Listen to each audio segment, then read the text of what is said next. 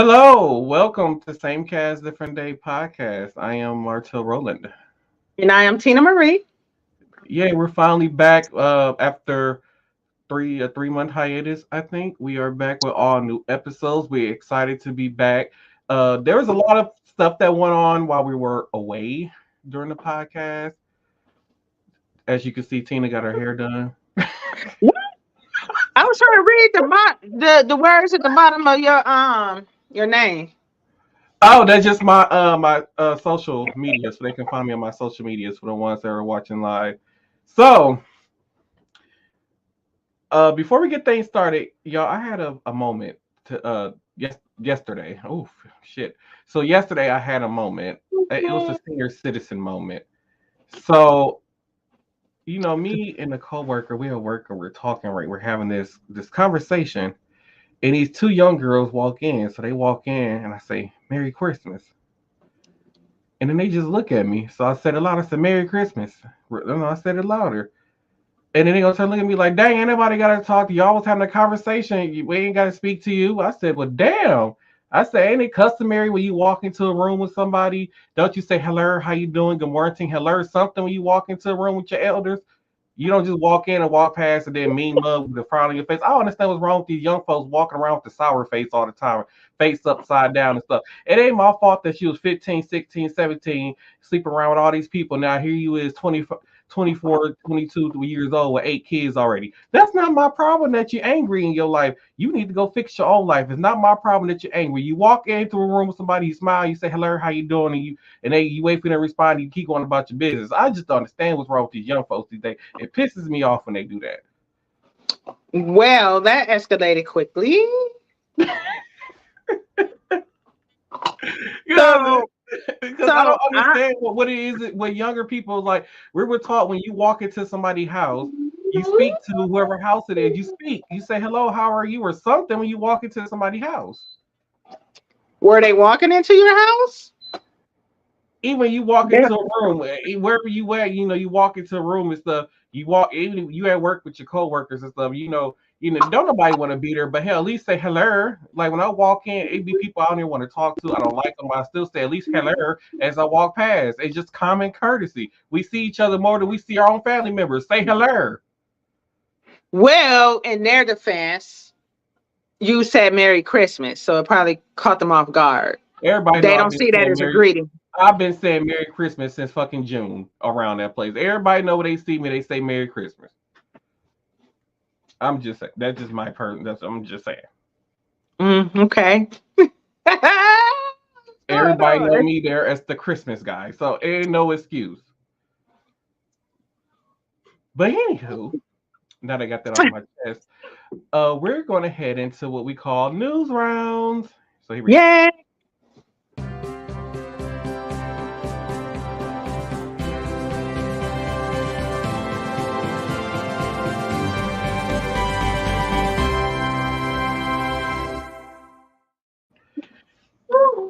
Yay! So, Yay.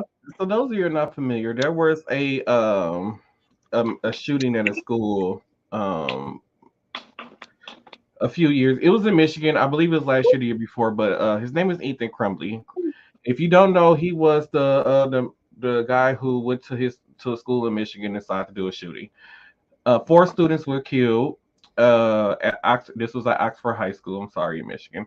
Four students was killed. There was a lot more teachers and students that was injured.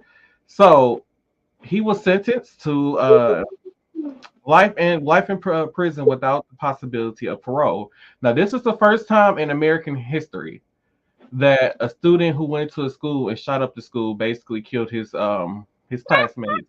This is the first time where they have gotten life in pit prison without the possibility of parole.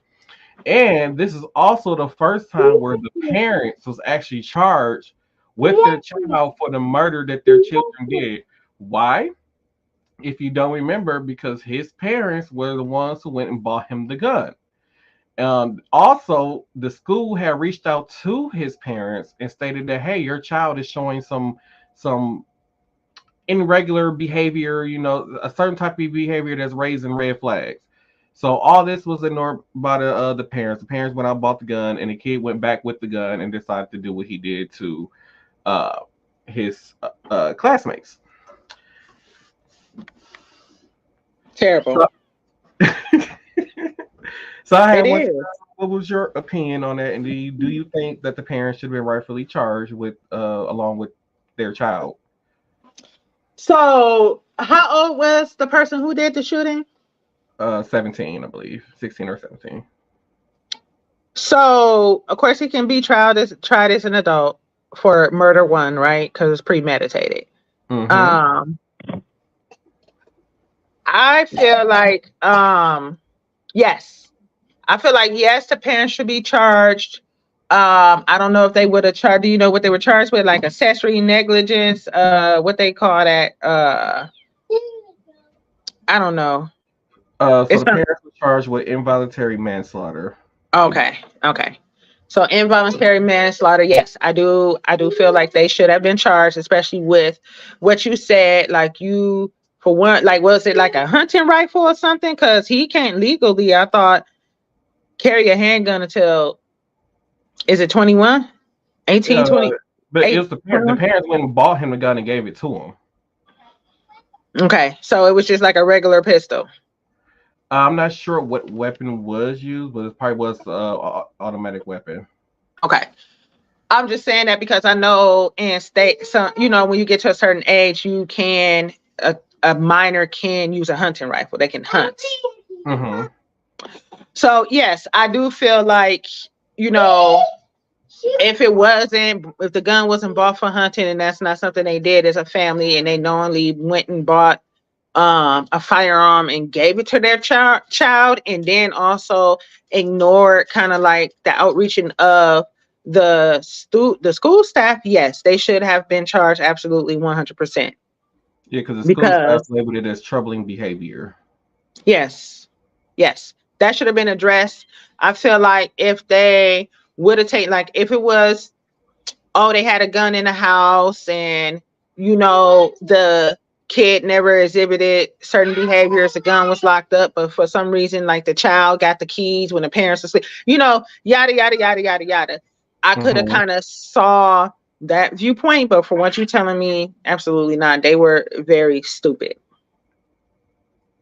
very stupid, and that's very unfortunate that happened. And um I'm not sure why that was the first time in history that um an active shooter was sentenced to life in prison without parole. Well, Do I we don't know know if why? it's because I don't know if because they had to get sentenced to like a mental health facility. They say, well, they got to spend a certain amount of years on in a mental health facility, or a lot of these people they just get 20, 25 years and then they get released out to the general public because I guess and because these kids are under the age. Somebody was trying to say that like they don't feel like he should have got charged with 25 years to life without the possibility of parole, was because he hasn't fully matured yet.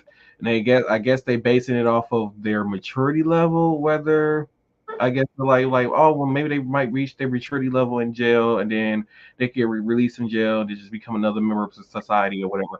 I don't know. I don't know what that whole case was with that. I don't see it as that way because I feel like by the time you're 17, 18 years old, your maturity level should be at You're a not supposed to shoot and kill people. This is not a yeah. war You're not zone. supposed to shoot and kill, right? So that's why I'm not. That's why I'm thinking. Like, I don't think that's a good idea. That Mm-mm. to say, well, as an argument to use as to why these other people are not getting life in jail. Okay. So yeah, I given based on the facts that you gave me, yes, I do feel like it's fair all the way around. Because you said he shot and killed 4 people. Yep, Shy killed 4 people, and then he injured. I don't know. Danny didn't list how many was injured, but it was us teachers and students that actually got injured too. Yeah, that's sad. And these school shootings just need to stop because why? Why do you want to go shoot up a group of innocent, well, unarmed people? Period. This is a school. It's supposed to be a place for learning. Which is by law, you have to go through school from at least up until the 12th grade.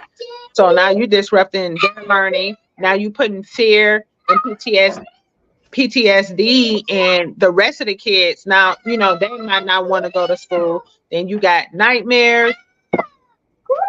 A clue. A clue, baby. Then, it's just a Torian.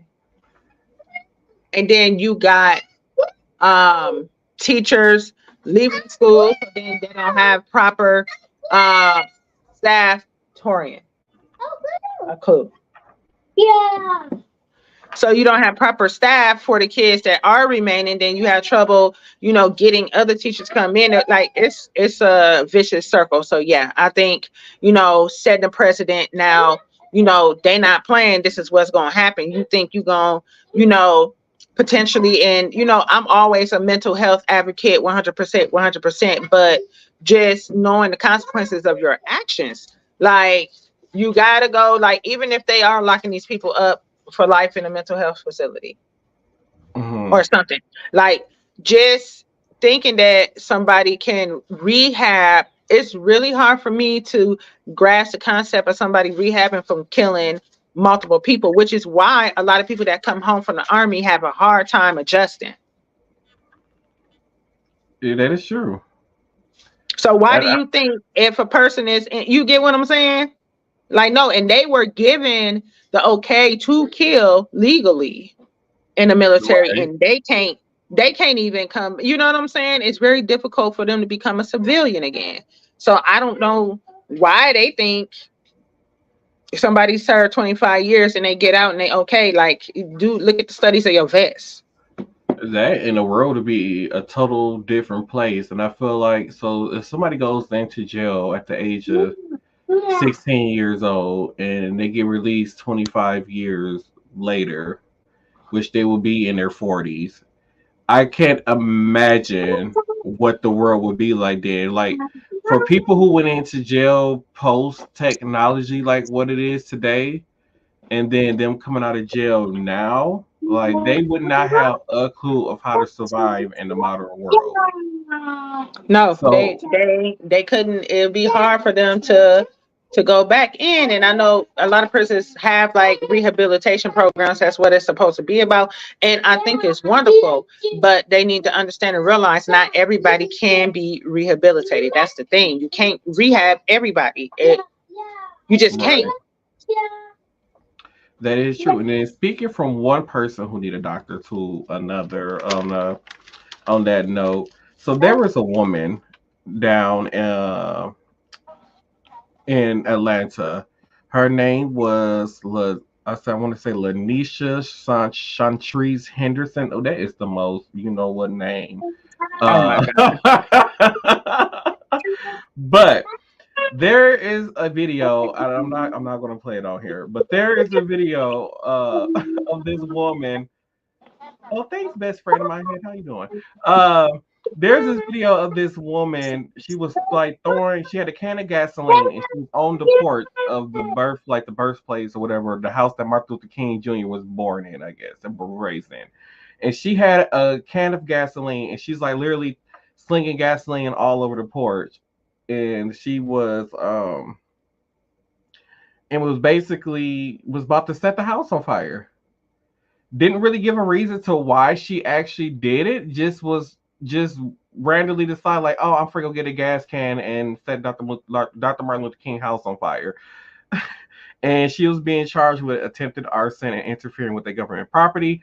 And interfering with government property is Dr. Martin Luther King's house in Atlanta is considered like a national park, which is ran by the government. Is why she's being charged with interfering with the government property. I can't figure out what level of crazy that this lady was on to decide like this was going to be a very good idea to go set Dr. Martin Luther King's house on fire and think nobody's going to see me or catch me doing this. What kind of drugs was she possibly on? You were a nurse, so you probably idea, or did she just flip the fuck out for no reason? Well, it can be for a number of different reasons. It could have just been her upbringing. I don't know what her parents taught her about Dr. King. So I look at that first and foremost before I think somebody's mindset is altered by drugs, either prescribed or illicit drugs, right? So I really think that she should go under proper evaluation to determine kind of like what her trigger was, or let any underlying medical condition that possibly could have caused it, because people can have like medication induced psychosis from medications that are Mhm. prescribed, right? Or it can just be illicit drugs, and then they Right. decide to go out here and do things that make absolutely no sense. And for me, it is the why. So the obsession to the point where you felt like you needed to burn down Dr. King's house specifically. All these homes you had to go past to get to where you was gonna go, and then you just out here and everybody see you. Like clearly, it got Mm. to be cameras around. Like, and so is it like, is Well, it somebody his was house? passing by the house and they saw her doing it and started recording her, and they went and grabbed her and held her, like pinned her down until the police got there. So that's what I'm saying. Like, it can't be she's against the government per se, because there's plenty of government buildings that you could have did something like that to, right? So it just giving Hmm. me that she specifically wanted to go to that house and do that. So I can't really speak per se without other proper information to say what possibly would have been the cause, but I can tell you 100% it don't make sense and it ain't right.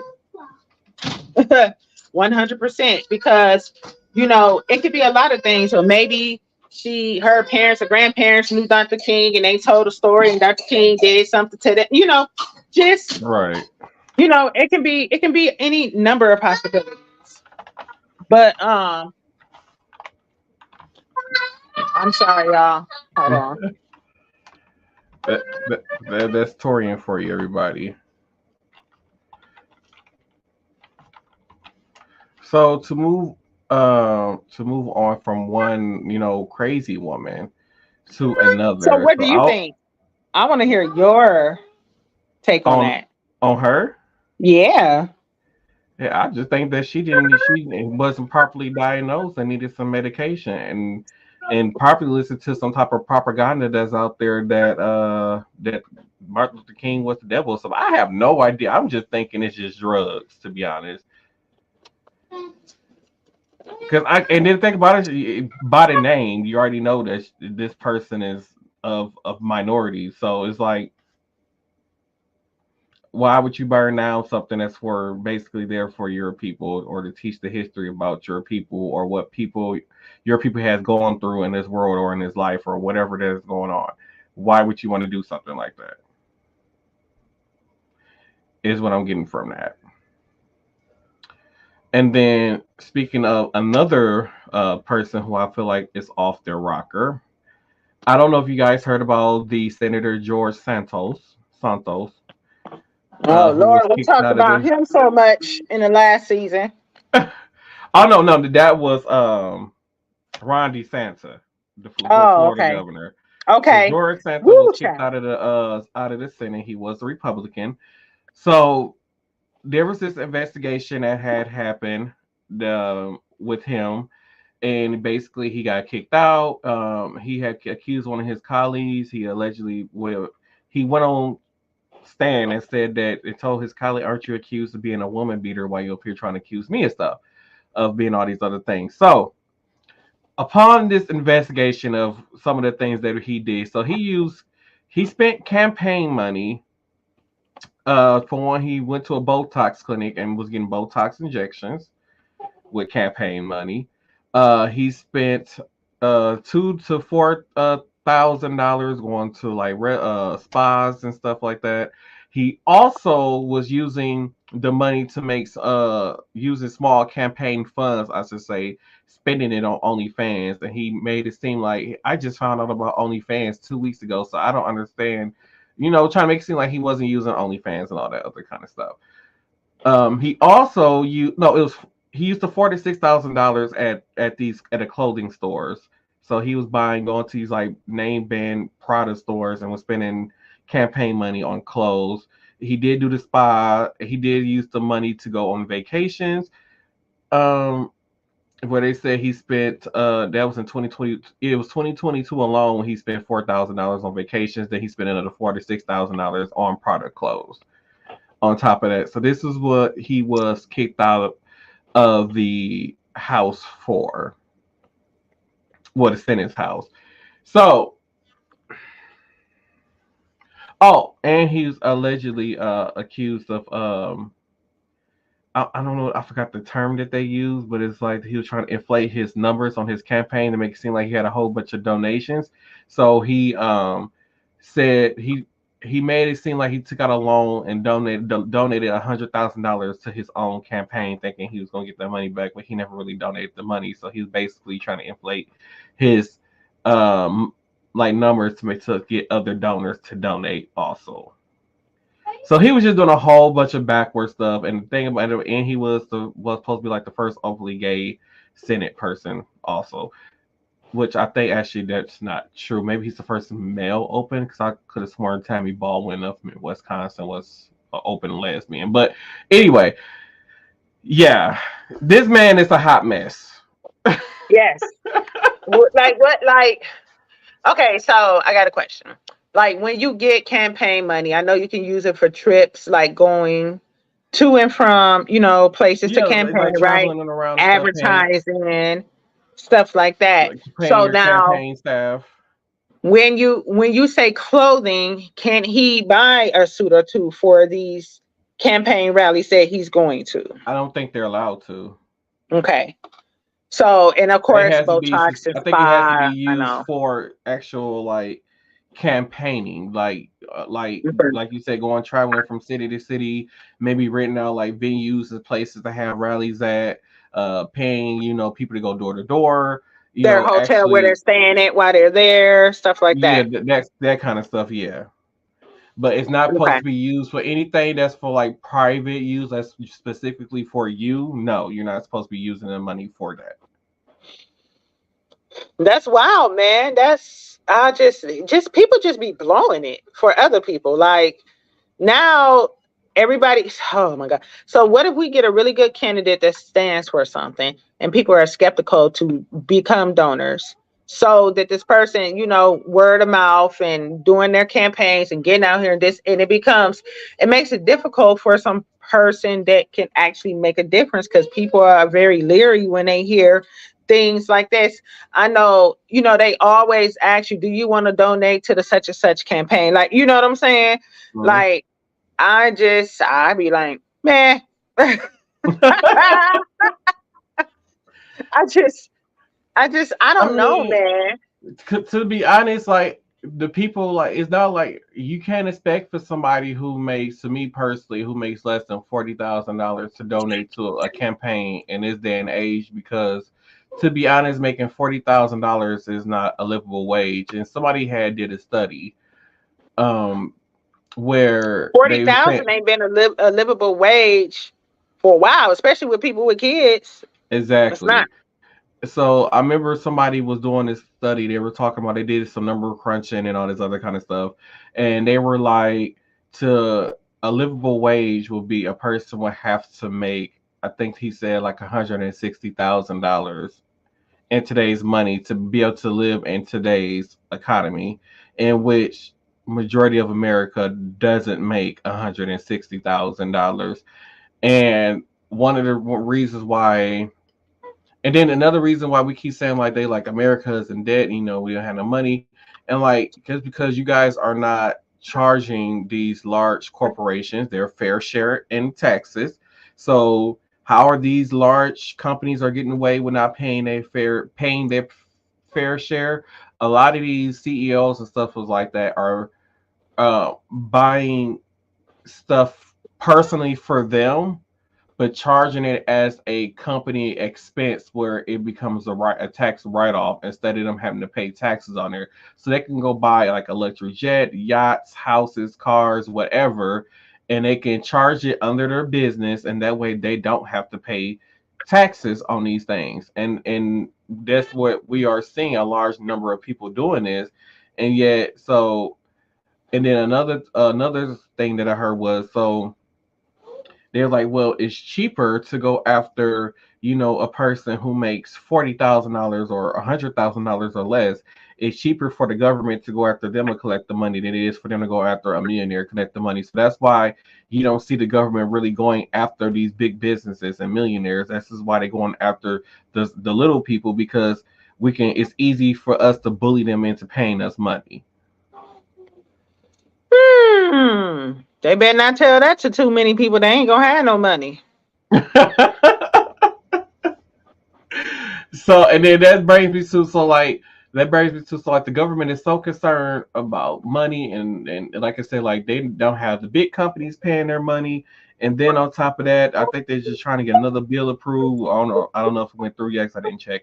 That they're trying to give Ukraine another, what, 60 billion American dollars to fight their war, on top of, I think we were sending money over to Israel for that war. I'm like, what the hell is y'all gonna do about the war in our own streets that's going on?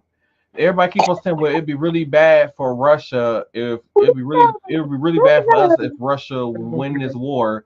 I'm like, are you guys mad if Russia win this war because Russia gains control over a big oil source? Because I Yeah. believe Russia's, no, what's it called, that like world market where it comes to like trading goods and all these other kinds of stuff. I believe they were like one of the heavy hitters when it comes to exporting oil. And with Ukraine now discovering this oil, was like, does Ukraine get to is coming in on their world market, their oil shares and stuff like that. So it's all about money to me. I guess to me, I still look at it as, hey, America, if you help us with this war, we're just going to provide you guys with cheap oil if we win this war. It probably isn't like that, but that's just kind of how I see it. So the world is going to be in a perpetual state of war because that's just good for business for a lot of War, different entities, right? wars create jobs. So, I mean, we just kind of stuck in that loophole. We're not going to have the perfect Garden of Eden ever just because greed, right? Mm-hmm. So, I mean, I'm going to give you an example, all right? So, medical example. So, today I had the opportunity to talk to um, a drug rep for a medication that people are using for weight loss, but it was initially marketed and developed for people with type 2 diabetes, right? Um, and once people realize how much this drug can help people lose weight, they started buying it up, you know, and then it caused Oprah was one of them. it caused a shortage for people who actually needed the medication for a medical reason outside of obesity, right? So I was talking to the drug rep today, and we were talking about getting coverage, for our patients and stuff for people that really need it, right? And Mm-hmm. I feel like it's a great medication. We saw a good response for it. Has very little to no side effects, has cardiovascular benefits, has renal benefits like for your kidney, so overall just improving mortality. It reduces, because it helps people lose weight, right? And Mm-hmm. it manages the diabetes, right? Win-win, one medication, boom. You know what I'm saying? He told me today that our state he doesn't understand, it's really hard for people in this state to gain accessibility to that drug because our state decided to jack up the price for this medication out of pocket and made it very inaccessible or too expensive for people who generally suffer from like type 2 diabetes to actually get the medication, right? So type 2 diabetes, you usually see a large population of African Americans. So African Mm-hmm. Americans obese over 40, things like that. Um that's generally the group that you see that's in. So it's like, if you get prescribed it, you get a sample, you find out it works great, and then you get, you go back and it's like your insurance doesn't cover. And then again, the majority of these people, I'm not going to say the majority, right? It's a large number of people that do get Medicaid and Medicare. And then Medicaid and Medicare make them do a step therapy. So you have to try this drug and fail it. You have to try this drug and fail it. You have to try this drug and fail it. You got to try this drug and fail it. When you know that one drug will help them, and it's like the provider can't get it to that person because they got to try off it, all these different drugs, all these different side effects just to get that medication prescribed, And I'm just like, the wealthy have access to it, like you said, right? Because they can afford it. Yeah, Oprah admitted to using it. She admitted she was on this whole weight loss thing. She said that she used the drug to maintain losing the weight. Right. So now what they have put, because it was like a total like back order for months and months and months and months and months because they couldn't get it. They wasn't making it. And I feel like, again, supply versus demand, right? You making the drug you driving up the value of the drug because you have a high demand but a low supply, right? So now, like, I asked my pharmacy, and my pharmacy is supposed to be have the lowest costs in the city. 1 month supply was almost $500 out of pocket. That's crazy. So it's like, this is something that's a life-sustaining medication, but because actually the side effect is weight loss, it's considered a side effect. Okay. Just like Viagra was a blood pressure medication and the side effect was an erection. So they marketed it so. So I just kind of feel like you say, just how they go after the little person, right? Okay. And it's everywhere in our economy. It's not just, with taxation. They do it. It's just the big corporations hitting the little man. And it's like, you charging all this money for this drug, but then you skimping out on your own taxes, like you said. Right. Okay, all these charge-offs, blah, blah, blah, blah, blah. So you raking in all this money. I see these drug reps come in, they driving all these luxury cars. They got on these types of suits. They got these types of watches. And you're coming in a neighborhood that's, it's a FQAC, right? So we help the underserved. It's an underserved population. You coming in here driving these luxury cars in this fancy suit with this Rolex on, and you telling me to tell my patients that they have to do all of these drugs that we know not going to work just because they're cheaper. Right. Yeah, make it make sense. It's never going to make sense with what they're doing, because our economy is based on capitalism, not socialism. And I feel like if our economy was based on socialism, then things would be a lot better and people will have access to better health care. I will say Biden did a good thing where he capped the cost of insulin. I believe that was him, right? So fantastic. Absolutely. And then one thing I heard about locally here was that they closed down a children's hospital clinic on the north side. So now it's forcing all the residents on the north side who was going to that children's hospital clinic. Now they all have to divert and go on the south side now to the children's hospital clinic now. So it's like, just like how they was going to shut down St. Joe's. And I said, that's a terrible, terrible decision, because that's the only access to healthcare in the inner city besides going, like, far as a hospital, besides going downtown to Sinai Samaritan would be your only option far as healthcare, or you have to go all the way to the east side, which is down near the Wisconsin border of Lake Michigan, to get healthcare, emergency healthcare, if you can't make it out to the other major hospitals in the area. Yeah. Which would be Menominee Falls or Wauwatosa. Yeah. Sad, sad, man. I don't know. They do that to the inner city, like the gas in the inner city be higher for a longer period of time. Then they decide to drop it. Just stuff like that. The the access to food. They make food that's not good for you cheaper and readily accessible versus the stuff you actually supposed to eat. Fruits, vegetables, stuff like that costs way more Right, money, right? Then they say, "Oh, you can't have food stamps to buy this stuff." right. And I've noticed like so like I was driving home and there was this gas station on State Street near Marquette University.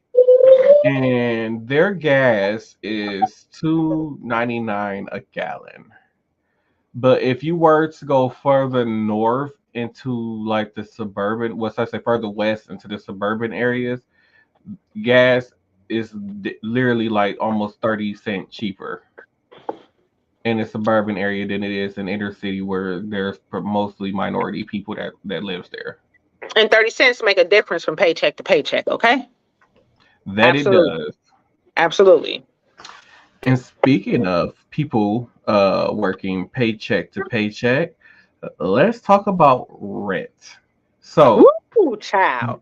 so there was this thing that went around was saying basically how much how much basically $1,700 a month apartment.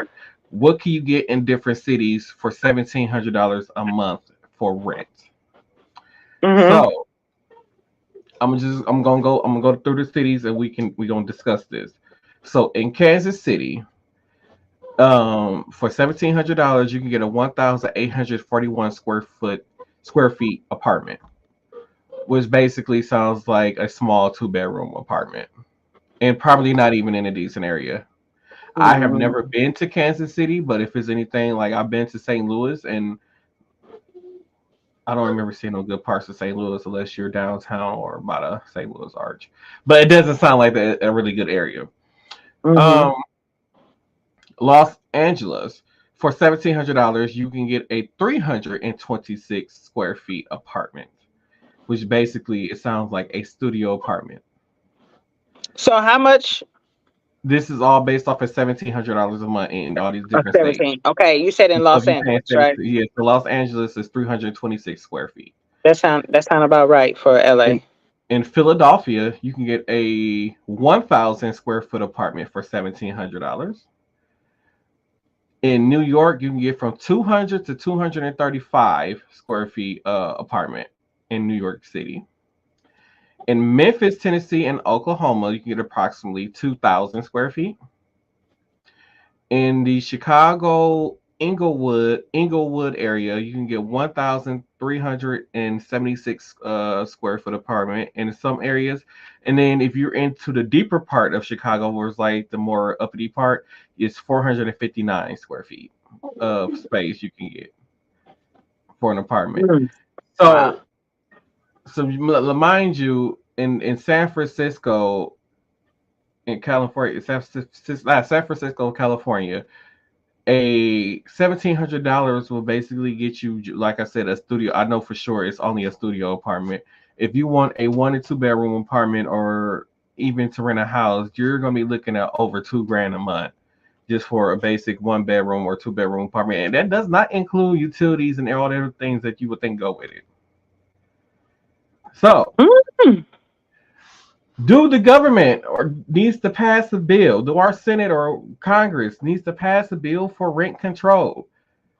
Because So rent yes, is if I getting outrageous. I know Walmart CEO was saying that deflation, because they said like the price of goods were going down. He's saying this will be terrible for the economy. I'm like, I don't know why would that be terrible for economy. You're just mad that the prices are going down because there's less money in your pocket. But an average citizen can afford to live right now with the cost of rent and the cost of food. Like they did a thing where for what was it, Home Alone 2, where he went to the grocery store by his stuff and he bought some groceries and it came out to like $14 or $19 or some change. And then if you do the with inflation in 2023, the same stuff that he paid $14 to $19 will cost you 76 to 80 dollars for those exact same products. but she only bought like 6 products, I believe.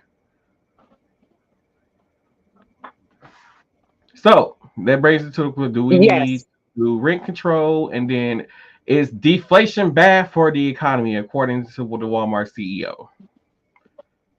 So a couple of things, right? If deflation is actually happening, I think they should pass a bill to make these big companies, or the housing, um, not the housing department, but just housing in general, things like, so even cars, right? Trying to rent or buy or lease a car has gone up as well, right? Everything has gone up Mhm. because of inflation.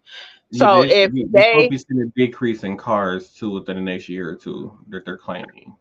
So I feel like, yes, once the deflation starts to happen, there should be a bill stating or giving a cap off of what per square foot, per by city or region or whatever, because cost of living is different, everywhere. Like Mm-hmm. I can go to California and get paid way more than I get paid here.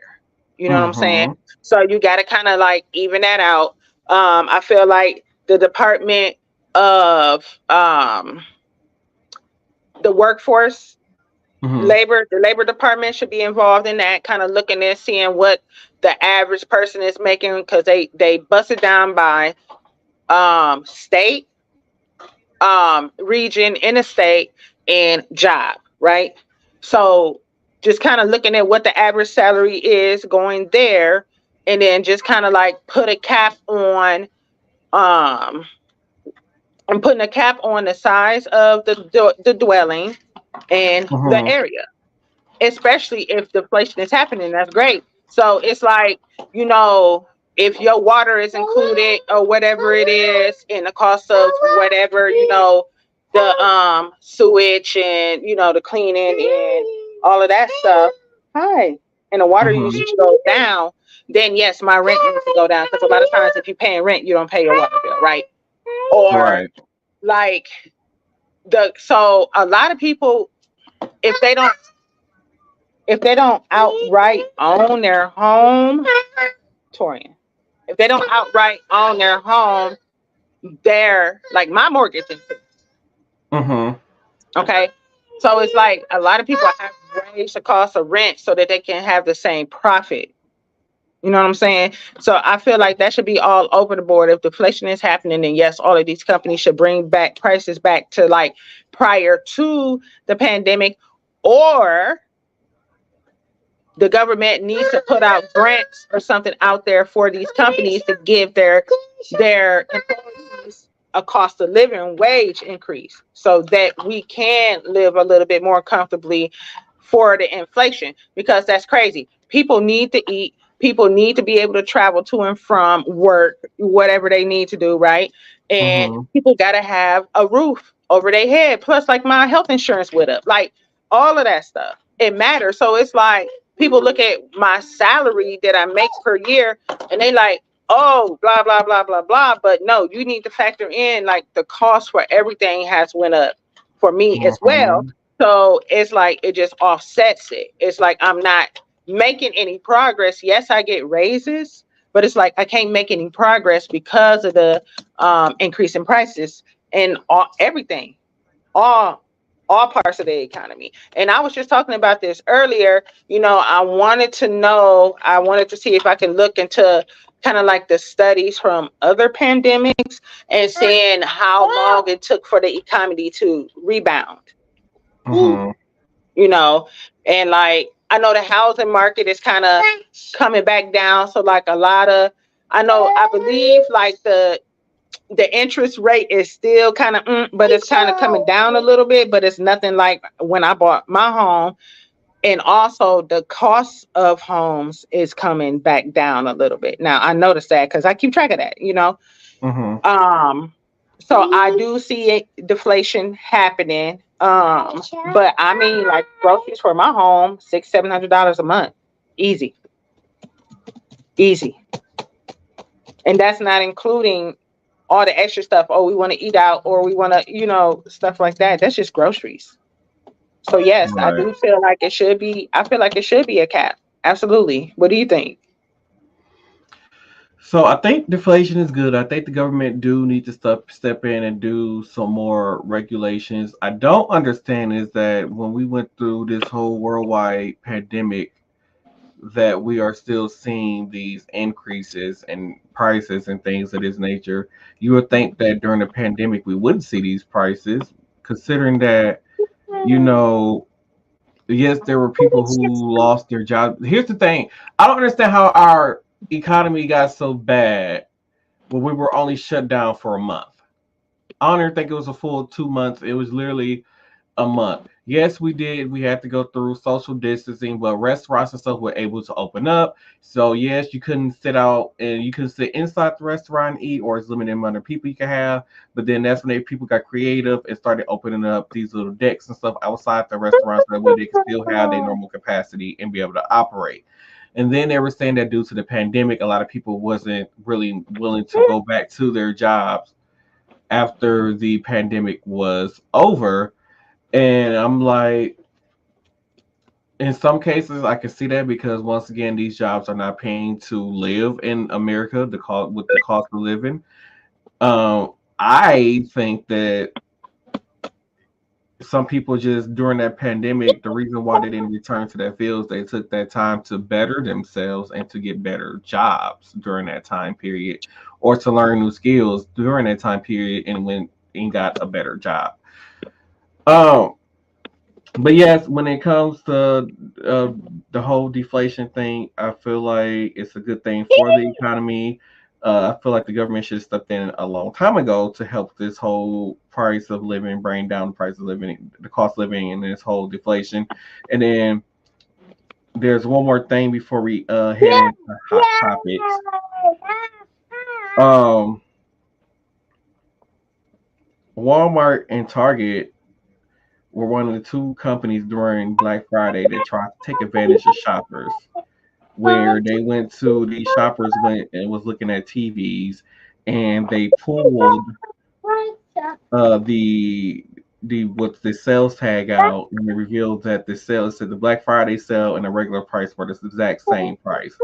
So even these big large box stores are still taking advantage of people, and I feel like it's stealing money, it's robbing people. And I feel like the government saw that and was like, ain't nothing we gonna do about it. That's just life, basically. Let's just screw the little people. And it's sickening. You got to think about it. Corporations like that probably got the government in their pocket some kind of way, right? Of Those are course. very major, large corporations. So yeah, I can see that, Um, but it's just a vicious cycle. When people don't have what they need, they take. And which is why we saw the crime increases over the last 2 years since then. Yeah, And I they feel took. like that's why a lot of like, especially when it comes to, a lot of murders and stuff that happen, like and all these other kind of things, is because people are out here robbing and shooting and killing to get what they need.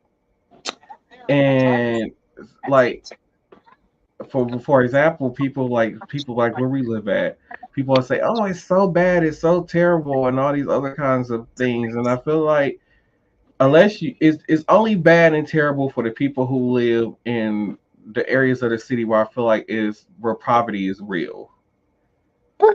And I feel like those are really the only people that's. So not saying that other people are not having a hard time or having a hard time coming up with how to feed their kids and all these other kind of things. They just having a little bit worse than what we have it. You know, they Mhm. might live in an area where it's a food desert. They might not have access to a grocery store where they can get fresh food and all these other kind of things. They might not have the resources that other areas have. Yeah, yeah. So Mhm. once again, it's either hey, somebody in the community can be like, hey, well, let me go open up a grocery store. But once again, things are so expensive. Start a business these days, and age is darling. It's so hard, darling.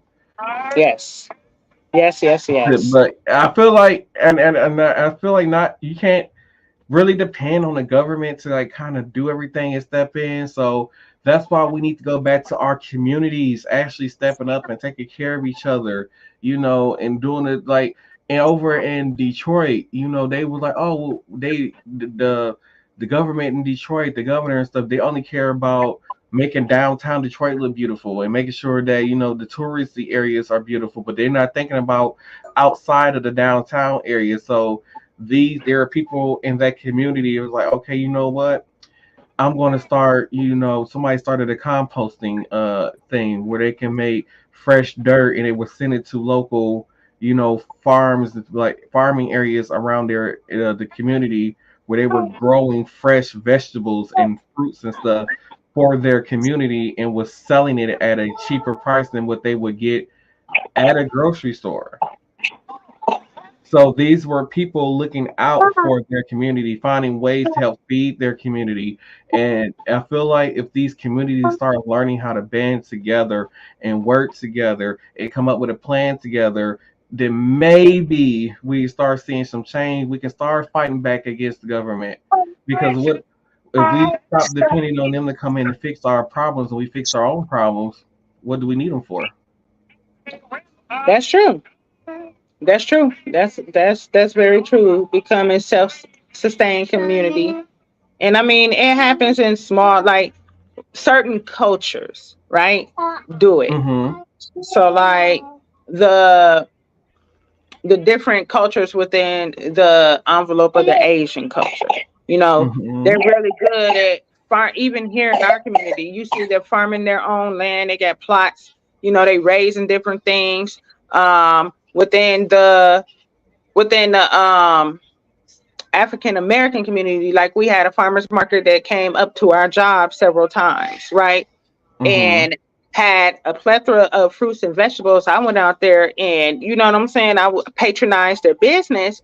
You know, I was talking to the guy and I guess they have um it's kind of like a program where they actually have students and the students were the ones that were growing the food, Mm-hmm. which I feel like is dope, right? I feel I like it's think dope. Vincent High School has something like that too. They had like a greenhouse for like growing vegetables and stuff like that. Yeah, so I think that's a very very dope idea. You know, that's something that I would love to do. I would love to, start small with certain vegetables and stuff like that. I have fruit trees in my backyard. So Mm-hmm. just knowing how to farming is a skill that has gotten away from a lot of us because we rely on mass production. It's a lot easier for us because well, we gotta spend at least 40 hours a week at a job when you got time to farm.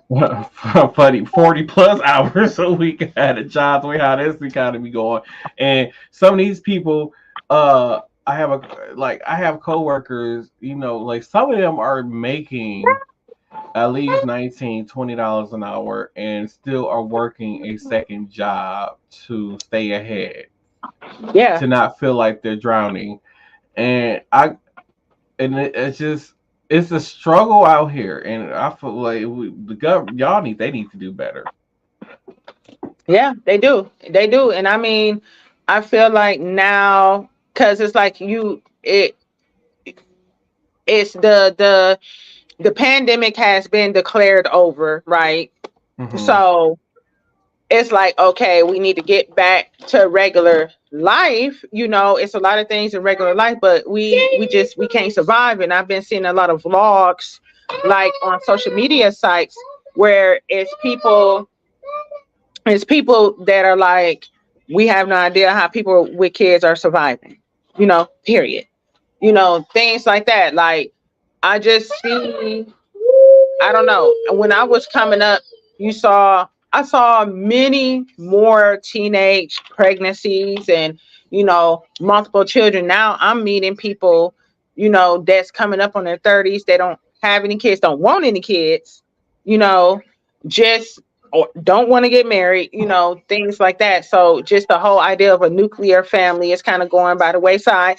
And it's just because it's too expensive to have a family. Hmm.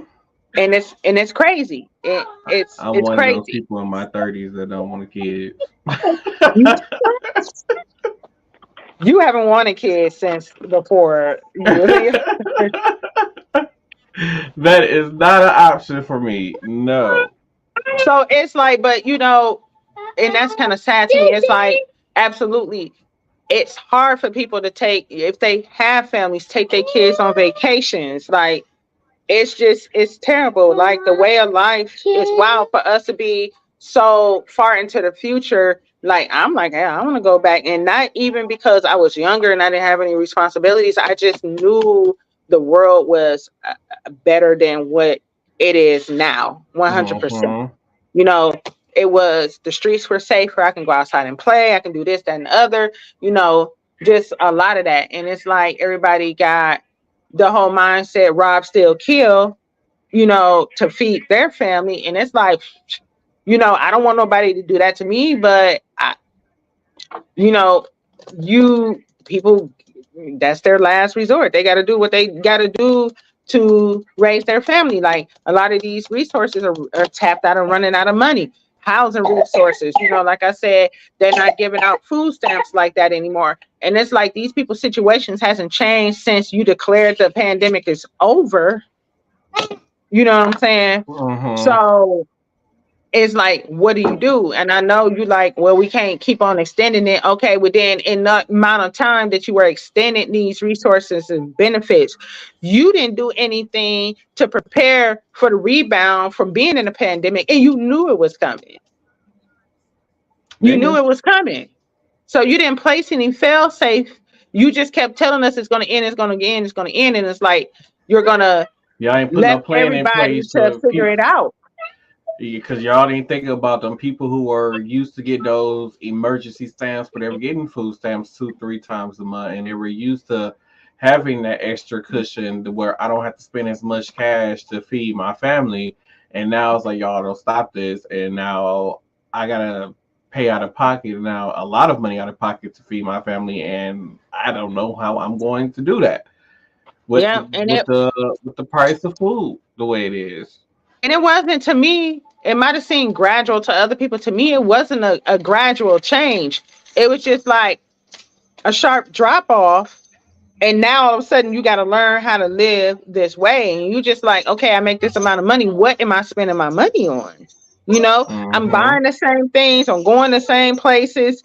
And it's like, I used to see this amount of money extra at the end of my month, my budget. And it's like, you got to redo your budget. Your budget is shot. Like, it's crazy. But Mm-hmm. you can't skip on the things that you got. Yeah, you can give up some things that are recreational. Yeah, but even when you give up the stuff that's recreational, you still like, well, what am I spending my money on?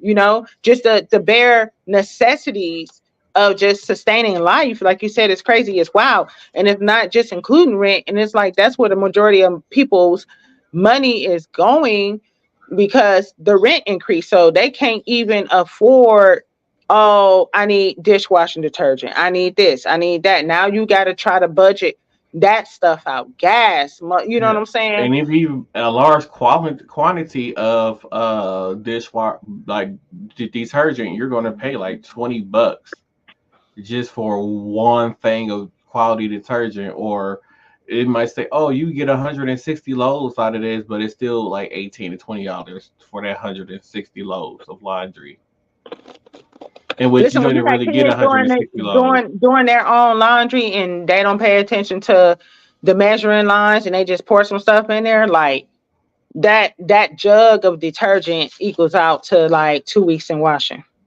Mm-hmm. That's not 160 loads. Okay. Exactly. So it's just, it's crazy. It's wild, it's crazy. It's just, and even for the people who are homeowners, like I said, my mortgage went up, but then the cost of sustaining everything, like lights, gas, water, you know, um, just maintaining my property, just all of that went up. So, man, I don't know. So then it's like, when you got somebody that make money, I know a lot of people at my job that make a decent living. You make a good living, but then they're like, oh, I still need to work a second job. Like, and you in the six figures and you telling me you need to work a second job? The economy is fucked up. It's terrible, That's man. all. It's bad. That's all we can say. Oh, because we already into an hour, we got to get into hot topics real fast. So let's Okay. move into hot topics, everybody. I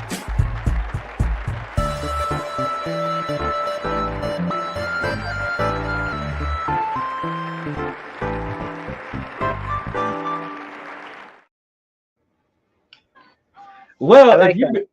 been, yay! Well, if you've been under a rug lately, coming out on Christmas Day, not only do we have Aquaman 2, The Color Oh, Purple is releasing on Christmas Day, starring Haley Bailey, Fantasia, Taraji P. Henson, Danielle Brooks, her, Sierra, Tamila Man. I might be missing some more people, but that's the cast of The Color Purple. I saw the trailer, and I hate to. I feel like this movie is only gonna make money because the amount of star power that they put into this movie. As in, did we need this remake? To be honest, no. It just nothing's gonna top the original. I'm sorry. it's not right. You're right. It's not gonna top the original, and I feel like Fantasia only got the role of Celie because she played Celie on the Broadway version of The Color Purple. Mhm. I'm like, this is. I feel like this is one of those things where they were like, you know what, we know this not gonna be good as the last one, as the original, or no matter how we try to do it, it might not be good in general. So let's just put a bunch of well-known people into this movie and hope that this will sell tickets. Is what I saw when it came to this project. Am I gonna go? Am I gonna watch it? I'm probably not gonna go to the theaters and see it, but once it's on a streaming service, I will watch it. Whatever streaming service it end up on, I will probably watch it. But far as going to go pay to see this in the theater, no, I would probably go spend my money more than likely seeing Aquaman instead. So I agree with you 100%. I'm a Marvel DC comic fan. I love it. I love it. I love it. And I know what to expect when I go see one of those movies, right? Mm-hmm. It's not very little movies from the Marvel DC universe that have disappointed me, you know. Right. So yeah, I would probably spend my money on something like that. The Color Purple, I feel like, so when it comes down to movies like that, I feel like in our community that was like, oh, you never saw it, well, you're not black, type of thing. Mm-hmm. And don't get me wrong, it's a long movie. I've seen it, I don't know how many times throughout my life, and it's a good movie. But I feel like it was a good movie because I I feel like the people that was in it, right? Whoopi, you know what I'm saying? Mm-hmm. Oprah, like I feel like they had the Whoop, raw, Whoopi has been huh? canceled by millennials. By the way, we cancel Whoopi. Why? Oh, because Whoopi called millennials lazy and said that they don't want to work, and then we got mad when millennials tried to defend themselves. She kept trying to cut them off and overtalk the millennials that was there on the table at the little panel thing. And basically, she was like, a lot of millennials are saying, we don't want to work. It's not that we don't want to work. We want to be able to work and live and be able to survive and be able to basically be able to afford to live. And because we can afford to live off these jobs, we're not going to work these jobs. We're going to go do what we can to become our own bosses or self-employed or figure out ways to make money without having to work for these large corporations or do these type of jobs that you guys did back in the 50s and 60s and made and was able to go buy you a $40,000 house that's now worth $300,000. So yeah, so she got canceled. Whoopi is So canceled. I can't cancel Whoopi. I'm sorry. I can't. I feel like she's made leaps and bounds within um the movie, But actress. my whole thing is like for Whoopi, you have had money for so long. I feel like people like her shouldn't say anything about what's going on in today's world because she is so disconnected from today's Okay. economy and in society. She's not affected by it. Mhm. So I can't say she's disconnected. Is she affected by it? Probably not to the extent that She don't know the most struggle. of. But no, you can't say that. You cannot say she don't understand what struggle is, right? We're gonna rewind that because she definitely. So we talking about Whoopi, right? So Whoopi got into, I feel like she had to fight her way into acting, right? She had to be good at what she did, only because, people, when they typecast, right? That's what they call it. Mm-hmm. So she probably got into a lot of roles because they typecasted her, Color Purple being one of them, right? Mm-hmm. Okay. She's ugly. But she wasn't she the first African American woman to get EGOT status? I have no idea. Like, I'm not knocking her career. I'm not saying it like I feel like the struggle from that she experienced in what the early 80s, late 70s compared to the struggles of today. She's just not she's disconnected from it. Like she don't know how it feels to to say like, oh, I just got a $1,600 check and all I did was pay two bills, and out of $1,600 I can't even eat, don't have money to eat. So she may not be doing that right now, but look, okay, so how old is she? Like, you know She's what I'm saying? She got in her 60s. 60s. Okay. So it's not like she never experienced that. I'm pretty sure that was one of her driving and motivating forces to get Mm-hmm. out of poverty, right? But this is something that I can't say. I can never turn around and tell my parents, like, you don't understand what the struggle is like, because my parents had to go through a lot of stuff that I would never have to experience because they went through that stuff and they fought for me to not have to experience it. Mm-hmm. So that's my take on that. Like, that's why I'm saying cancel I could never cancel her, like, for just saying that, because I'm gonna be honest, it is a lot of people out here that don't want to work. You do see a shift in how long children are staying at home and depending on their parents. You do see a shift in, I mean, to be honest with you, like, when we think, so But a there are large kids number of who people. are at adult age and stay at home with their parents and still work a full-time job and yet still struggle. So,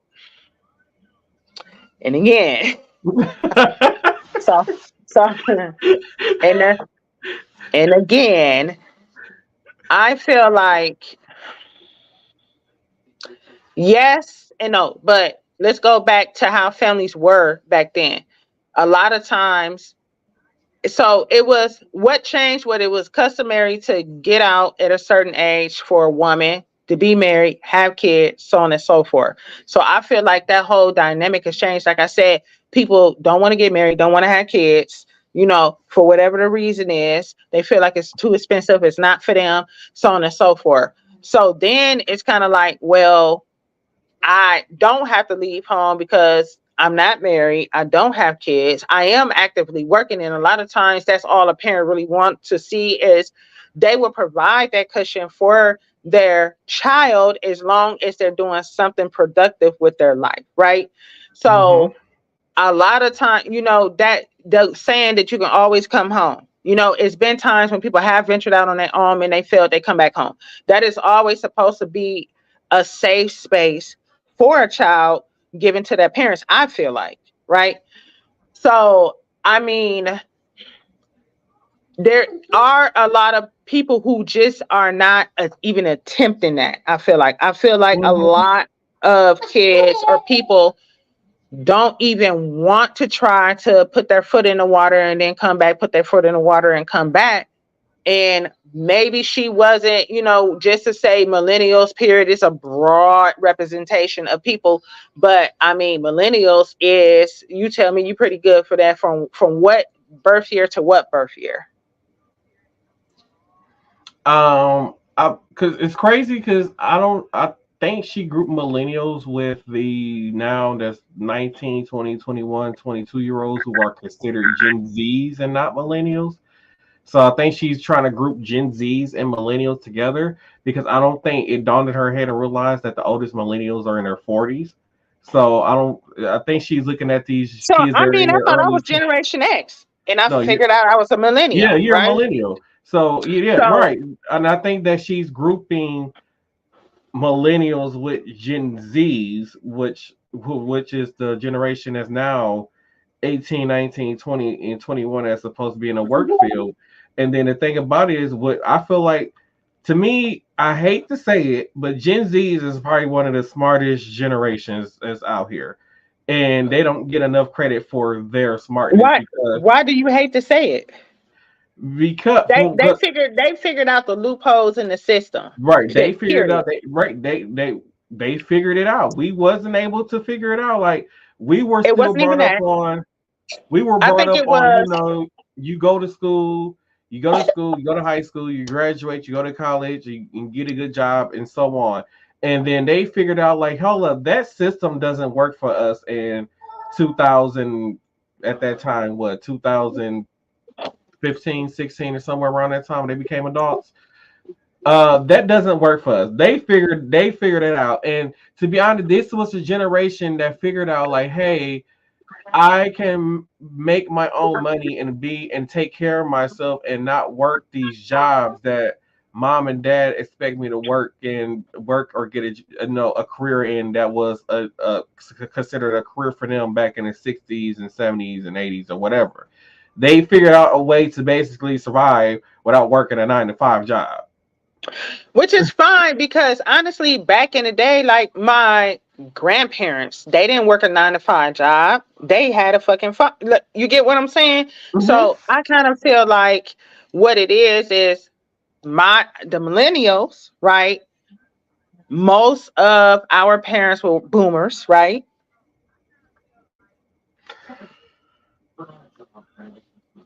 So my parents were boomers, right?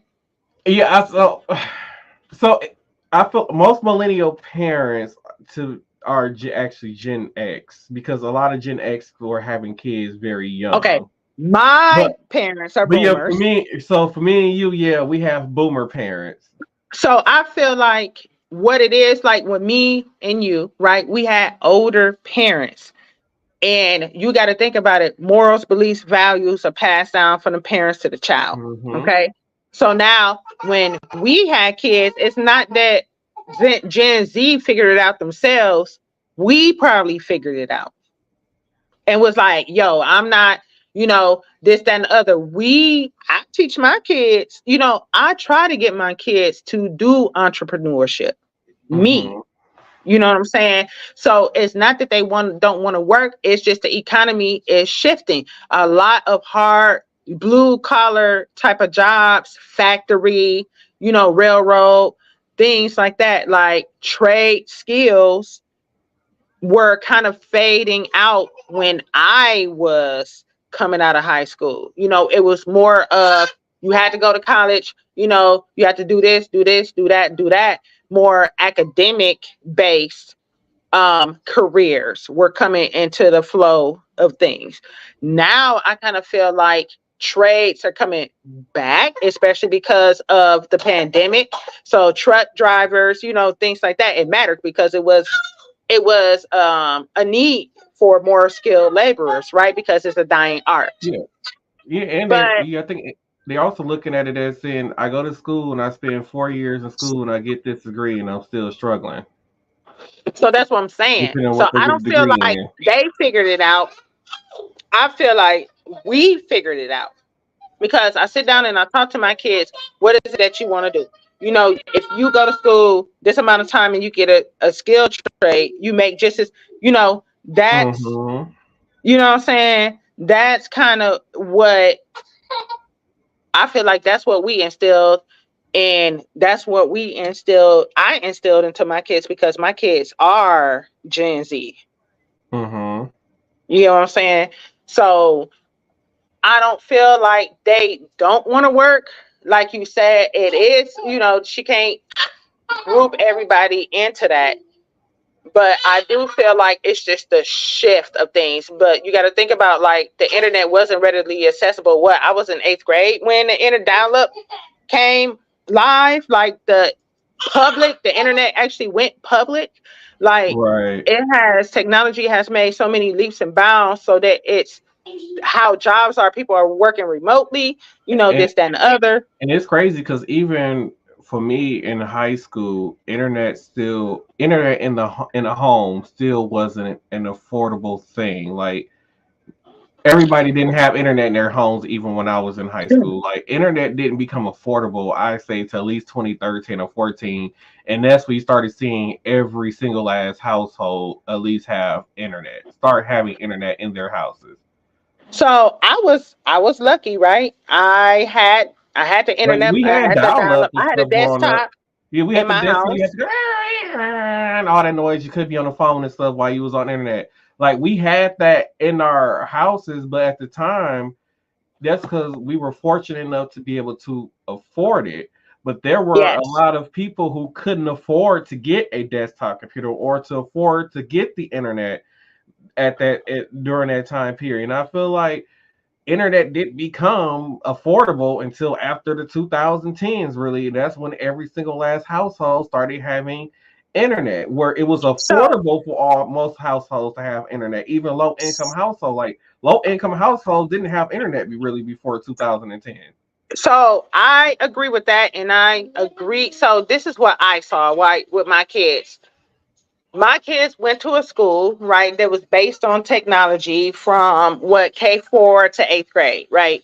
So they were each given their own laptop in class. There were no traditional textbooks, no nothing. Everything was online. So I feel like that's when I I really didn't saw have the shift and laptops. it became a little bit more affordable, right, for families. Now let's fast forward to the pandemic. When they had the pandemic, the schools gave my kids laptops to bring home. Mm-hmm. Even though I had access to the internet, laptop. I always had those things. So they made sure that they can continue their education by renting them out. Now we're gonna fast forward. We're past the pandemic. I got one that just came out of high school. The other one is still in high school. But even though the pandemic was over, they still get laptops free of charge to bring home to do things. So I feel like it has changed a lot. And I feel like that's what really caused a shift because, like you said, it is more readily available. And plus, like these companies that offer internet have, if you are low income, you get like certain discounts and stuff like that. Mm-hmm. Before that started happening, my cell phone company will offer like hotspots. Mm-hmm. You know what I'm saying? And then when the pandemic hit, if you didn't have internet at all, they gave a hotspot to your child to get on the internet. You see what I'm saying? So Mm-hmm. just kind of like all of that stuff. So I feel like that what just the accessibility, like you said, to the internet did cause a shift. But I can't cancel Whoopi because of that. But let's get back to the Oh, Color Purple, the actual movie, because we kind of we did. went through that. But yeah, I agree with you that that is something that I would watch at home with my family, and I feel like that, if I watch it the first time, I'm gonna keep streaming it and watching it and watching it and watching it and watching it. You know. Right. It may be good. You never know. I'm really curious to see how much of the original movie did they actually follow. Keep. How much did she keep? Yeah, it would have been interesting to kind of see a modern twist on it Mm-hmm. without, just the modern actors, like replacing the old actors with the modern actors. It would have been really nice for somebody to sit down and rewrite that script so it had a modern twist that appealed to these millennials that they feel like is not, Like how not they did doing with the anymore. Stars Born. Yeah, yeah. Oh, Stars So Born. Sorry. So I think that it would have been difficult to do, but I feel like yeah, I mean, and then you had the whole writers strike and all of this stuff going on, but they still finished it, and I hope they didn't rush to finish it just to beat that deadline to get it out on Christmas Day, which I think is pretty dope, opening I, up on Christmas I Day. think it was already finished being filmed before the writers thing. They couldn't promote it. Like they when during the writers strike, they wasn't able to talk about upcoming projects. They couldn't promote it. They couldn't do any of this. They couldn't talk about nothing. So that's Okay. why I think it was done before then. Um, Well, I feel like if they do it like a musical, because they got a lot of singing stars in there, I think it'll be hmm, dope. oh, I do not like musicals. Please don't let it be a musical. Oh my god. Oh, so I'm gonna turn this quick session over to Tina right now because she actually listened to this album. So Nicki Minaj recently dropped Pink Friday 2. I have not listened to it yet. She has, so I'm gonna let her give her review of Pink Friday. Okay, so Pink Friday 2 came out on December 8th, which was actually Nicki Minaj's birthday. If you are a Barb or a Nicki fan or whatever you want to call it, she actually pushed back her album for a couple of reasons. She wanted to make sure she finished up her, picked the right songs to go on her album. And then she actually didn't want to release it at the same time that Lil Wayne and Two Chains had their collab album, which is called Collie Grove, which is also kind of dope. Y'all need to go listen to that. I feel like that's really great. Um, so I listened to it. I streamed it when it came out. I think I listened to half of the album, and then I had the responsibilities, and then I got around into listening to the other half. I've been streaming it since the 8th, and I feel like it's dope. So the one thing about Nicki Minaj that I noticed is that she's a lyricist, right? I listen. I can. The reason why I listen and I listen and I listen to it is because every time you listen to it, you catch something else that she said, right? Kind of like the female Wayne, like she used to say when she first came out. Um, and it's like you catch it and you be like, "Oh, did she really say that? Did she? That's hot. That's." So that's what I like about Nicki Minaj as an artist. I really like her ability to do all different types of music. I like her ability to appease to all different types of crowds. I like her transitions in her music. Like when I listen to one song, I feel like I hear two or three different songs because she transitions and gives different flows, different beats. Um, and I just feel like, it's one of those things where I hate for a person to listen to something one time and then want to give their reaction to it. I feel like, any album, I feel like that's everybody album. Listen to it more than once in different environments, different situations. Listening to it at home, listen to it when you're laying in bed, listen to it when you're getting ready for work, listen to it in the car, listen to it at the club.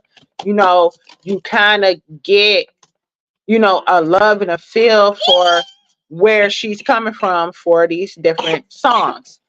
So, I mean, and then also she just released her tour date. She is coming to our city. I did get ready to secure my ticket for that tour.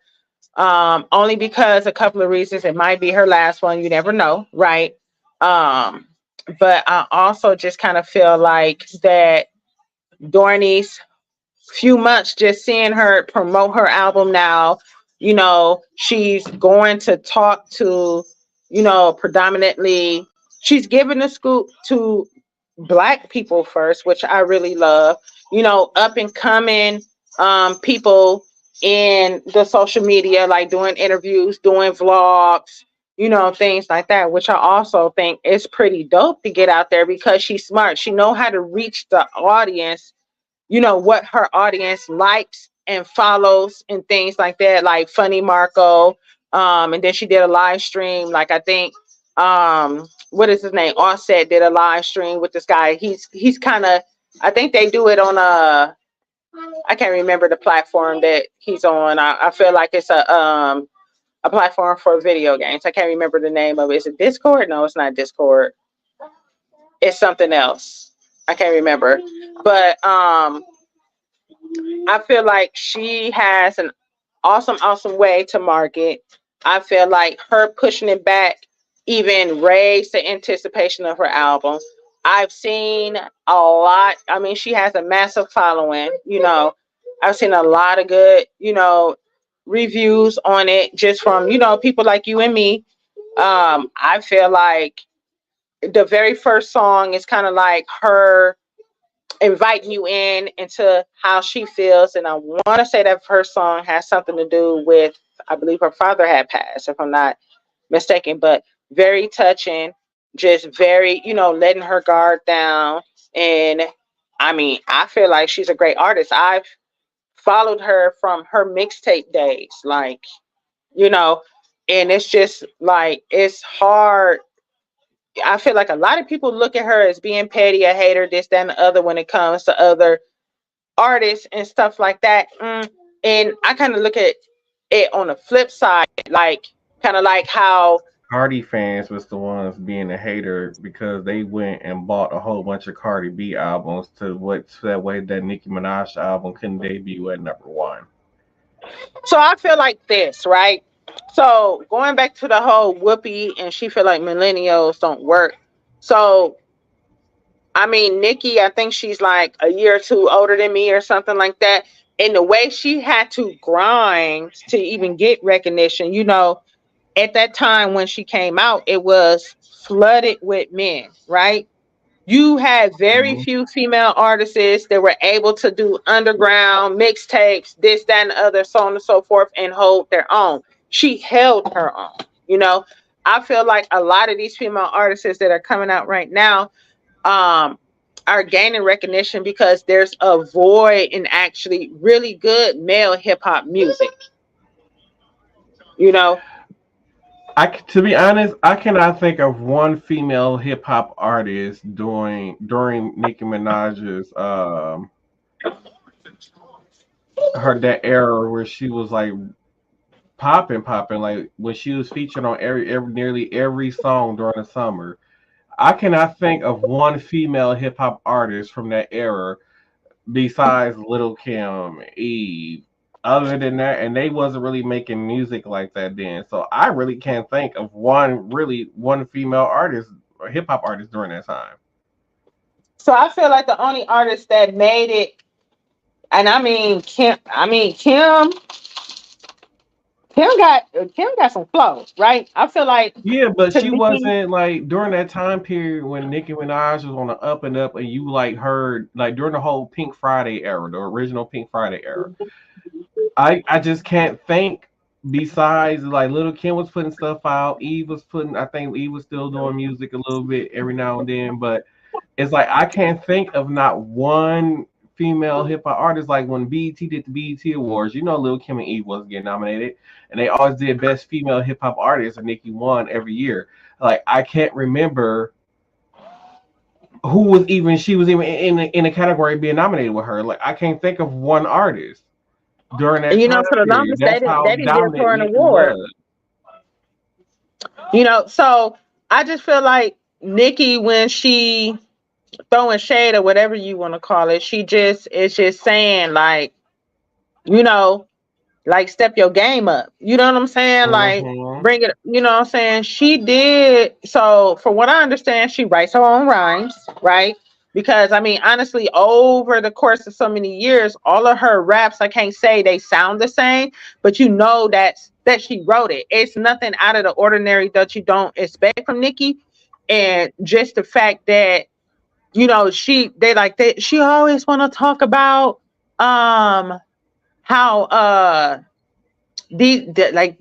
these females can amount to me, blah blah blah blah blah, and I get it. I mean, honestly, I would rather hear that Because than at that time she was untouchable. Like who was touching her at the time?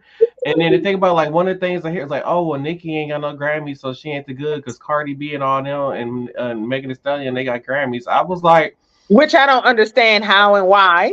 which I understand during that time period. I understand why Nicki doesn't have one because at the time Nicki had real competition.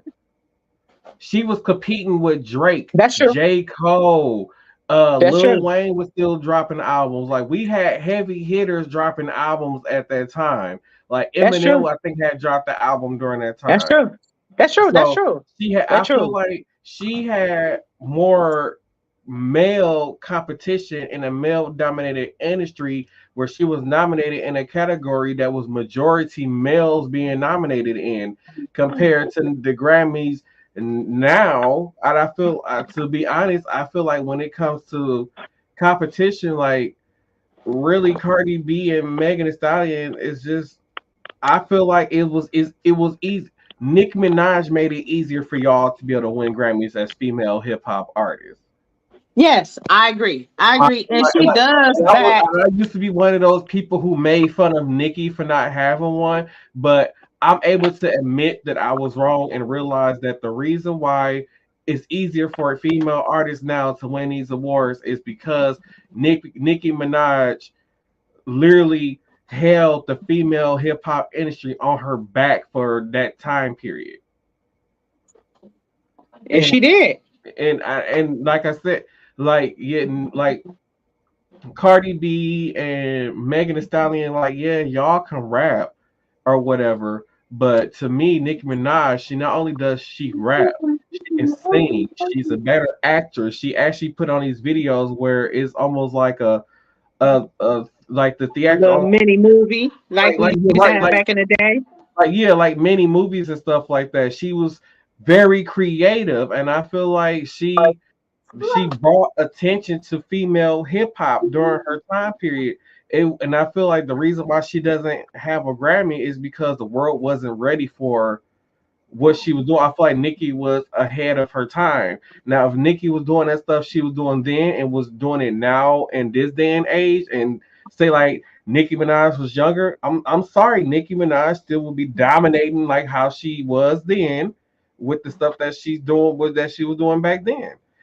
And Yeah. then You, another you reason know, why she didn't have a Grammy because they got mad because they did not want her. She performed, I believe, Roman's Revenge on, I believe it was the Grammys, or when they asked her to perform something else, and she said, "I'm not doing that." And they told her, "Well, if you're not doing it, you're not gonna perform." So I guess she told them she was gonna change the song that she was gonna perform. She didn't. She ended up performing that. No, they didn't want her to perform Roman's Revenge. They wanted her to perform something else, and she said, I guess they forced her to change it. And I guess she said she's gonna change it, but she ended up performing that song anyways, and they didn't like it. And ever mhm. since then, that's why she's been blacklisted from the Grammys. Yeah, that's stupid. I mean, whatever. So but regardless of why she didn't, she didn't get an award, like she keep pushing, I feel like Nicki Minaj has never changed who she was. Never. Mm.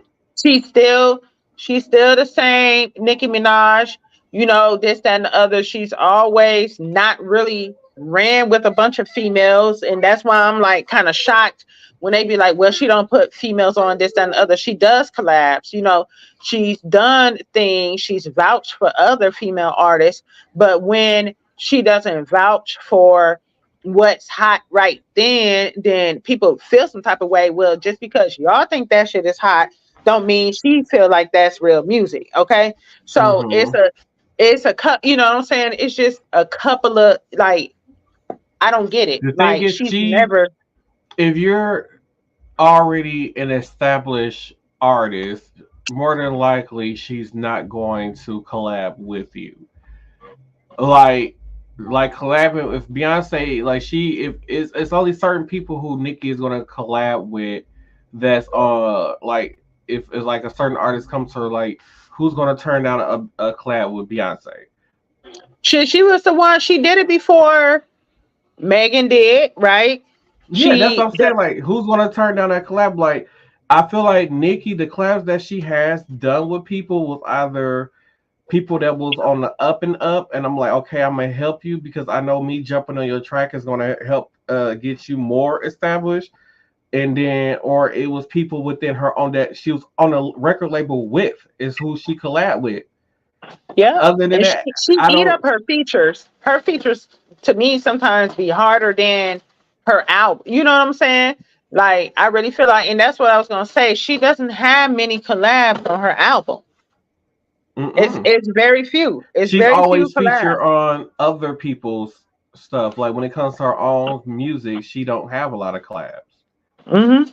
She Mhm. it's mostly just her, but she's always featured on other people's music. Like she said, like me being featured on your track is going to help you sell, get those sales. It might get you the number one hit that you're looking for. If it don't get you the number one hit, it's going to get you in the top 10. Yeah. Yeah. So I don't, I don't know. I enjoyed the album. I can't wait to see her in person. I just feel like, people be like her stage presence this, her stage presence that. You got to remember, like I said, she has not changed who she was. So it's like you got a lot of other artists that get on there and have no stage presence at all, and y'all still Hmm. be hooting and hollering over them. Like Nikki is a Like the true. rappers who walk around back and forth, and then they rap to their MP3 track that's playing over the speakers, and then it's just no entertainment whatsoever. It's just a Like, bunch of people on stage. when I can't remember the name of the award show that she was at the MTV Awards she hosted the show. It could have been American Music Awards or the MTV Awards. I think it might have been Okay. American Music Awards. And she, like, when she did her performances, like just seeing her in her performances, all her gestures and mannerisms, her faces, like you can see the raw energy in her raps. You get what I'm saying? And I feel Hmm. like that is what I'm looking for. That is what I love out of her. And I don't need you to be doing all this gyration and this, that, and other. You don't have to have background dancers. You don't, if I feel like you a good ass rapper, I don't need you to have all of this extra shit going on. I You want to see her because just that's when I first saw her. abandon you and your microphone. Yeah, that's it.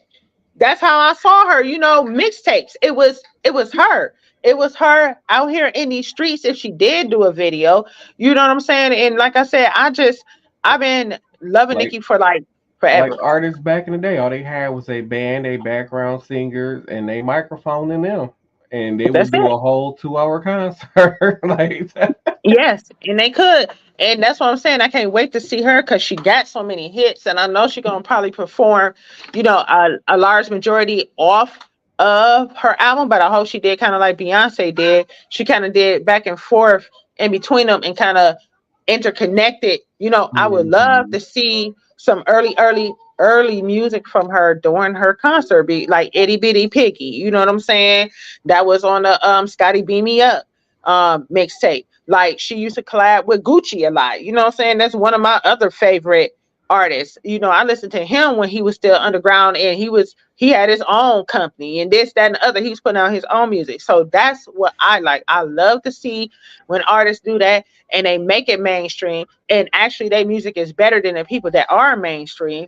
And it's like she came a long way. She's been doing this for a long time. And I don't understand why people hate on her when they feel like they want her to be more inviting. Like she's always been around a group of men for one, because that was her competition. She always set her eyes as the men was her competition. You get what I'm saying? Because that Mhm. honestly back then, that's what it was. That's what it was. You wasn't gonna get seen unless you was better than your competition.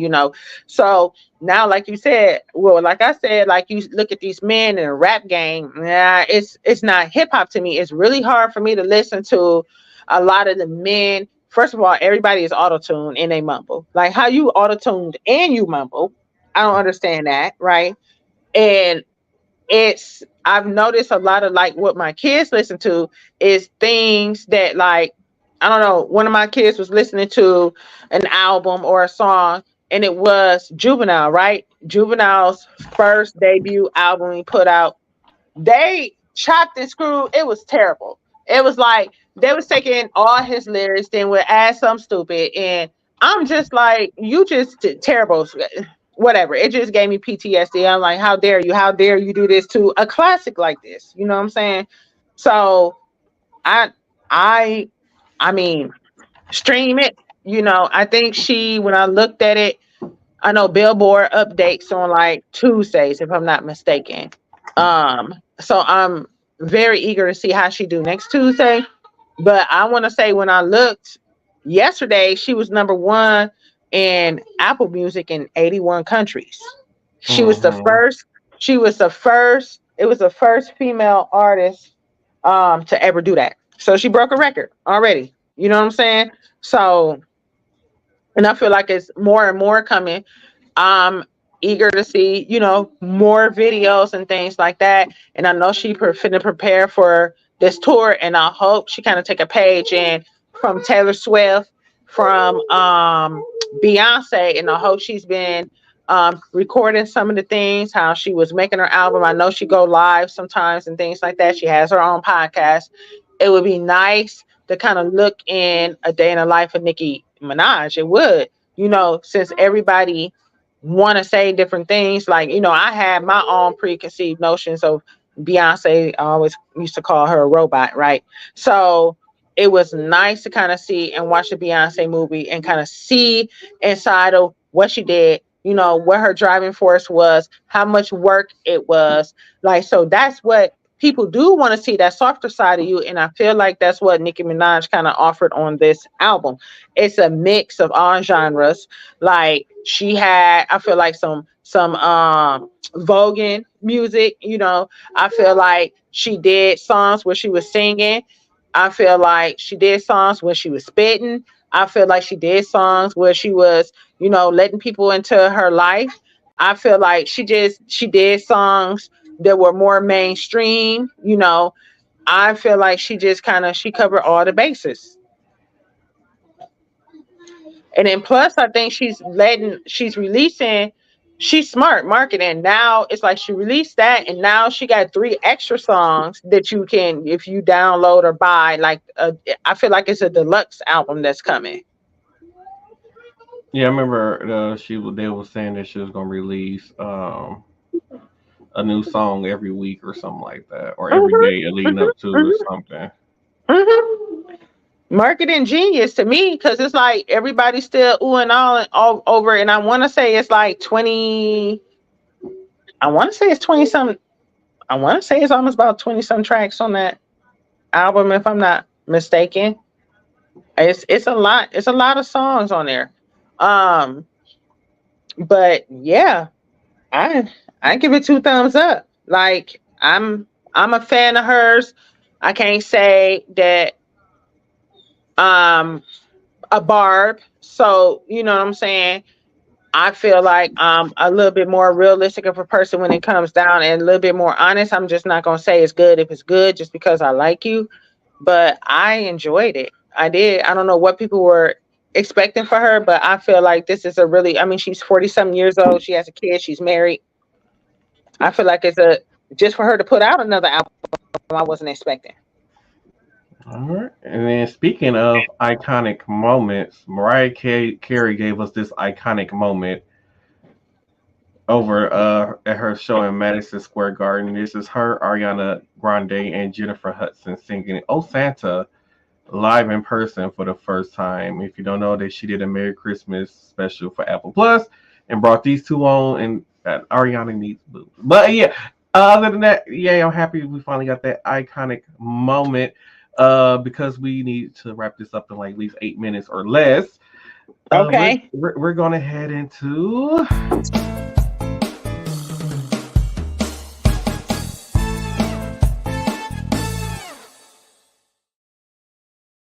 Okay, we're gonna make this real quick for y'all because I talked too long on the other segments.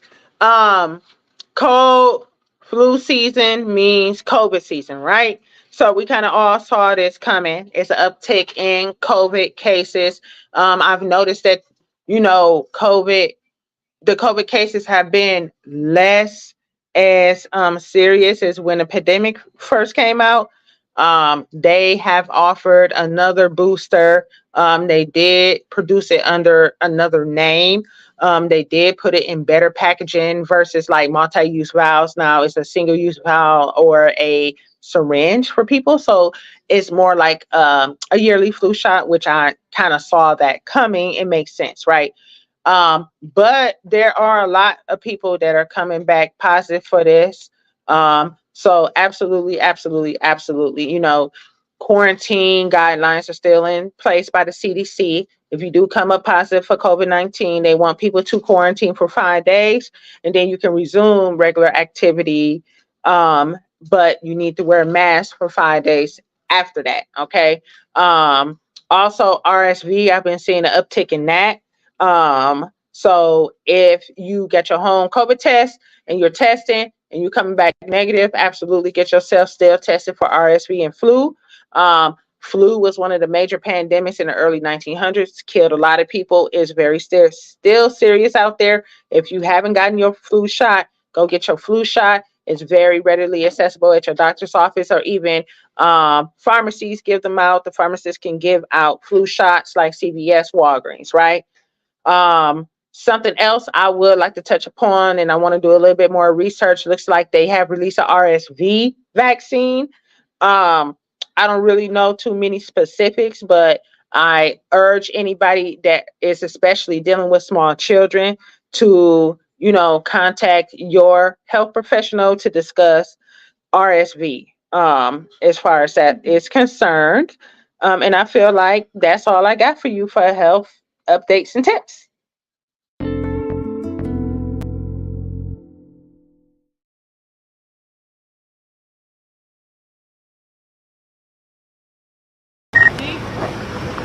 Where did you go, 469? Oh. Here's the deal. I'm so fucking done right now. Tear this fucking car apart. Would you want to know what they reported? What? He didn't rob them of money. They wanted to report to me that the drugs that she was trying to sell him is what he stole. I'm being honest. Rip the fucking car apart.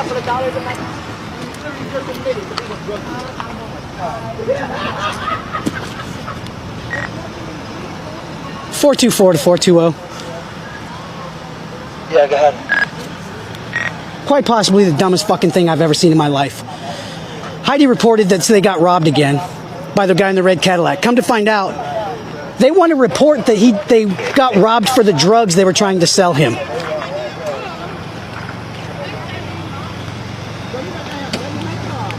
Okay, where's the red Cadillac? It's right here. It's clean. The guy didn't have anything but his paycheck's worth of cash on him. Okay, arrest Heidi for false report. Yeah, we're going to rip through the whole car. Arrest her right now. Okay. I don't have The anything. friend ain't shit. You don't have anything at all? We don't Come over have here. Let me just anything. check your pockets I real don't quick. have Okay? Let me see. I'm done. Oh, y'all arresting her? Come here. anything. Hey, take the cigarette. Here. Come here. Cigarette, take the cigarette. Take the Come here. cigarette. Do you have anything on you? Do I don't have anything on me. you have anything in your pockets I don't. that could poke me, stick me, or stab me? Any No. drugs? No, sir. No? No. You know I don't trust you anymore, right? You know that the trust we had is down the fucking street. Right? Yes, sir. What's this? Money. Oh, you've been out here fucking hustling, huh? Oh, I'm look broke. at I don't have a you. job. I gotta make it some way. Look at you. Ill-gotten gains. Okay, come here. Slide up in there.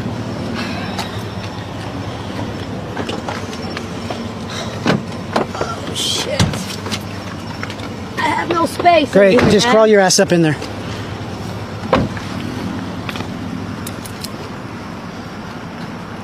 Heidi, turn your dumb ass around too. Oh my God, I cannot believe this. Come here. Oh Lord. Come here. Oh Jesus. Walk over here. Oh my. You initially reported the crime, Yes, which was a I lie. did, because I thought she really said, got robbed. Yeah, you said she got robbed of money. Yes. Yeah, you lied to me again, huh? Oh You've been my fucking with me all night. God. Do you have anything in your pockets? Do No. King November George, Oh my God. 040, King November George, Sierra. you have anything else in your pockets? No, I don't. Okay, come here. Oh Lord. Climb your dumb ass up in there too. Great. Oh my. Slide in. Slide. Keep sliding. They found something in your car? Here. Oh my God. Your followers can watch you from there. Nothing in the car. Why are you arresting us? Do you know what false report is? Oh. Do you want me to report? Do you want to be arrested for drug sales or false reporting? No. Oh my God. Dispatch, show me with 2 in custody. I'm going to have 469 send over the details in a minute after he's gone through their car. It's going to be 2 for false reporting. Oh my God. I saw that. I said, this is the funny shit. I'm like, who calls the police and report that, hey, I was selling this man crack and he took the crack and ran off with it? Like, who? Ran off from the plug. Oh my God. That is so funny. First of all, when she told the two officers that was walking up to the car, like what happened, the dude with the beard was like, "You gotta be fucking lying." That was so the so officer's stupid. reaction. That You was could so tell funny. that he Oh was my ready to God. quit. Like you could tell he was ready to quit. Like that shit cannot be fucking happening right now. You oh Lord. Oh my Funny. God, people. All right, so Funny. we gotta do a quick thing of final thoughts, then we're gonna let y'all go for the night. So here we go.